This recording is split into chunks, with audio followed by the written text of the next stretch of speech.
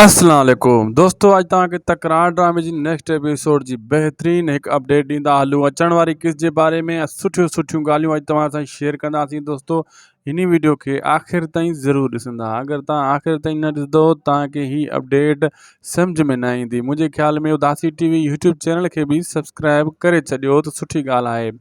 दोस्तों, पहिरीं ॻाल्हि त सिजावल ऐं नवाब खान आम्हूं साम्हूं हाणे अचण वारा आहिनि मूमल जे करे ऐं जेको आहे लीमे जी घरवारी जे करे जेको केस हली रहियो आहे, उहो त मां तव्हांखे बाद में शेयर कयां थो। ॻाल्हि हाणे तव्हांखे ॿुधायां थो कम जी ॻाल्हि।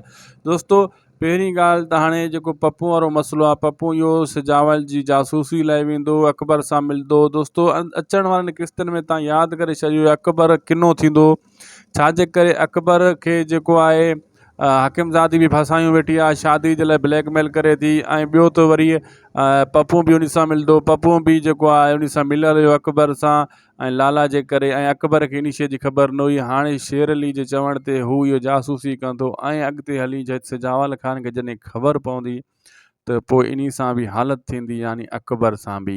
फ़िलहालु पप्पू पंहिंजे कार्रवाई में लॻी वेंदो। रही ॻाल्हि मीर जी, दोस्तों ॿुधाईंदा हलूं तव्हांखे, मीर वीचारो हिते ई दर पदर हूंदो, उन खे शक बख़्शल जे मथां बि वेंदो ऐं ॿियनि वाठनि जे मथां बि त कहिड़ो गदार आहे। बहरहाल दोस्तों, मीर सुखियो इन्हनि खे फ़िलहालु हथु अचण वारो कोन आहे। उहो दर पदर हेॾे होॾे घुमंदो रहंदो, लेकिन बख़्शल ओॾां वेंदो जिथे मीर आहे, उन खे बचाइण जी पूरी कोशिशि कंदो। लेकिन मीर जे दिलि में बि डाउट वेहिजी वियो आहे बख़्शल जे ख़िलाफ़ु इहो मतां का गदार त नाहे।